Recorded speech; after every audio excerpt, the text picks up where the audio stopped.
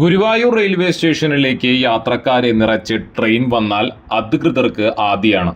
യാത്രക്കാർക്ക് കുടിക്കാനും ശൗചാലയം ഉപയോഗിക്കാനും വെള്ളം നന്നേ കുറവാണ് ഇവിടെ.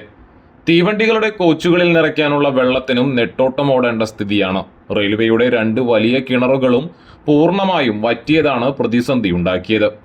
അമൃത് സ്റ്റേഷൻ നിർമ്മാണ പ്രവർത്തനങ്ങൾക്ക് വേണ്ടി കുഴിച്ച കുഴൽക്കിണറിൽ നിന്ന് ഹോസ് മുഖേന വെള്ളം റെയിൽവേ ടാങ്കിലേക്ക് അടിക്കുന്നുണ്ടെങ്കിലും ആവശ്യത്തിന് എത്തിക്കുകയൊന്നുമില്ല.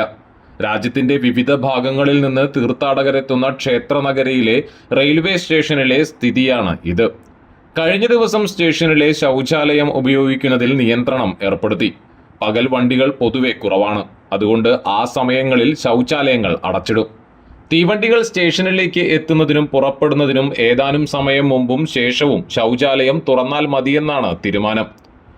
ഗുരുവായൂർ റെയിൽവേ സ്റ്റേഷനിലേക്ക് ദിവസം 1 ലക്ഷം ലിറ്റർ വെള്ളമാണ് വേണ്ടത്. ഇതിൽ കോച്ചുകളിൽ നിറയ്ക്കാൻ മാത്രം 50,000 ലിറ്റർ വെള്ളം വേണം.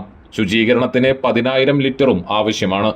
കൂടാതെ ലോക്കോ പൈലറ്റുമാർ, ഗാർഡുമാർ, റെയിൽവേ പോലീസ് തുടങ്ങിയവർ താമസിക്കുന്നിടത്തേക്കും റെയിൽവേ ഉദ്യോഗസ്ഥരുടെ ഉപയോഗത്തിനും വെള്ളം വേണം. കഴിഞ്ഞ ദിവസം പ്രശ്നം രൂക്ഷമായപ്പോൾ റെയിൽവേ അധികൃതർ ഇടപെട്ട് പുറത്തുനിന്ന് ടാങ്കർ ലോറികളിൽ വെള്ളം എത്തിക്കാൻ ശ്രമിച്ചു.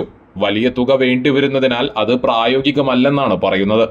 ഗുരുവായൂർ ജല അതോറിറ്റിയിൽ നിന്ന് റെയിൽവേ സ്റ്റേഷനിലേക്ക് വളരെ കാലം മുമ്പ് മുതൽ പ്രത്യേകം ഹോട്ട് കണക്ഷൻ ഉണ്ട്. അതിന്റെ അളവും കുറഞ്ഞതായി പറയുന്നു. അവധിക്കാലമായതിനാൽ തീവണ്ടി യാത്രക്കാരുടെ എണ്ണം ഏറിയിരിക്കുകയാണ്. വിഷുവും അടുത്തയാഴ്ച വൈശാഖ മാസാരംഭവുമായി. കൂടുതൽ യാത്രക്കാരെത്തുന്ന സമയമാണിത്. അപ്പോഴേക്കും എന്തു ചെയ്യുമെന്ന ആശങ്കയിലാണ് അധികൃതർ.